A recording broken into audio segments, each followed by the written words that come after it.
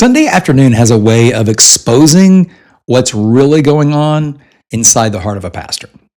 I mean, the message is finished, the people have gone home, but instead of relief, there's often this just quiet weight that starts to settle in our hearts. Like you start replaying everything, right? What landed, what didn't, what you wish you would have said or done differently, the weird conversation that you had that you could have said something that you didn't, or maybe you did say something that you shouldn't have. I mean, and then of course, without thinking, and maybe this is just because of the weight of it, we reach for our phones. And it isn't because we're insecure, and we're not even chasing fame or anything, but Sunday afternoon is just a vulnerable moment for leaders who care deeply, and the phone can be a nice distraction. So today, in this episode, I just want to talk about why Sunday afternoons can be discouraging and how a faithful pastor can feel discouraged and really what we can do with that. I know this tension very personally. When I became the lead pastor at Woodstock City Church, back then it was called Watermark Church, things were not great. I love this story. I'm so glad I get to share this. There was a huge gap between what the church was and what I believed, and really what our staff and core volunteers believed it could become. And that gap fueled me, right? I mean, that's what vision often does, right? But there was something else that really fueled me too. At the time, our church was part of the North Point Ministries network. This was 20 or so years ago now. North Point, they now have something called ICN, incredible, the Irresistible Church Network. I love those guys. Before, way back in the day, it was just called the North Point Partnership Network. And so about 20 years ago, when I took over Watermark Church, we were a network partnership within North Point. So we were an independent church from North Point, but we were connected to them in this partnership group.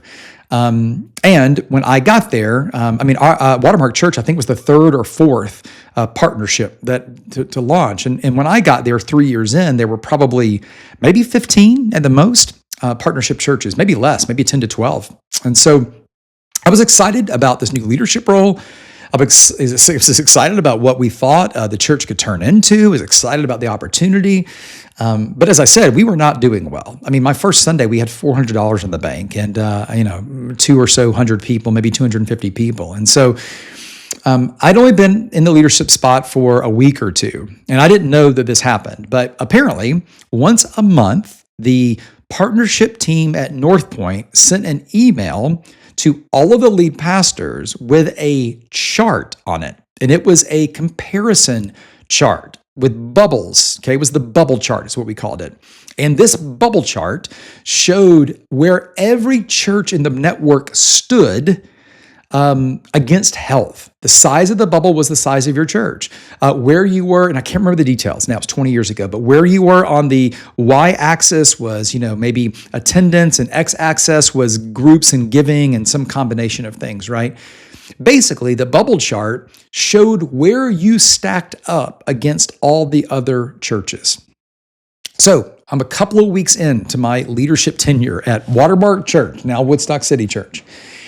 And I get this email from the partnership team. I wasn't expecting it. I open it up, and it is the bubble chart. The bubble chart landed in my inbox, and I see our bubble, and we are about as far down and to the left as you could be. And if you know anything about, quadrants, that's the worst place to be. Bottom left, we had this tiny little bubble compared to all of these other bubbles that looked 50 times the size of my little bubble.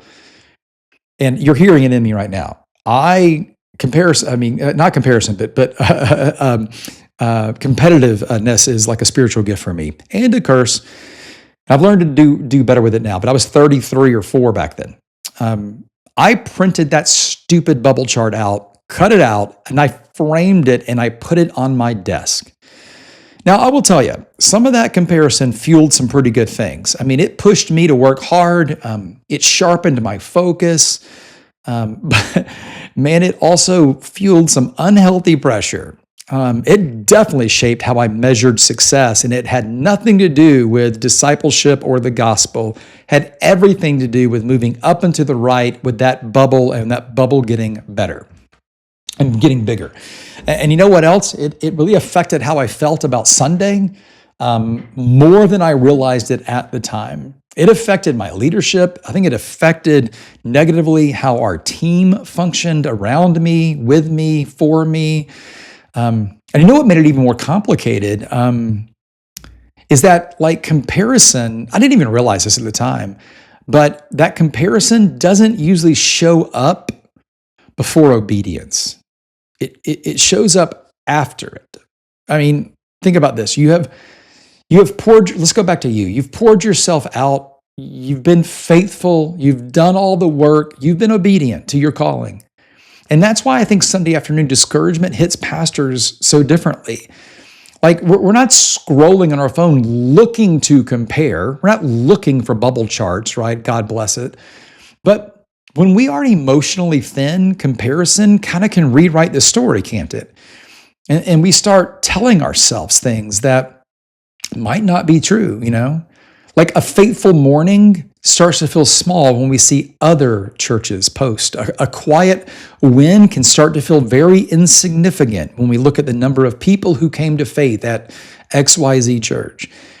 And here's the truth, and it took me a little while to learn this, that most of the time, we're not comparing competence. We're just comparing assignment. I mean, let me go back to my stupid bubble chart again. When I first got that bubble chart, our church was in a deep decline. They had gone, now I wasn't there for the counting, but the original counts from 3 years ago showed 500, 600, and 700 people. And now we were down to 250. We were in a 100% portable location. I couldn't even leave a extension cord without getting called to come pick it up. I mean, we had a lot working against us, including a year plus of just of a wonderful person leading the church, but who didn't want to be the lead pastor, and he had made that known.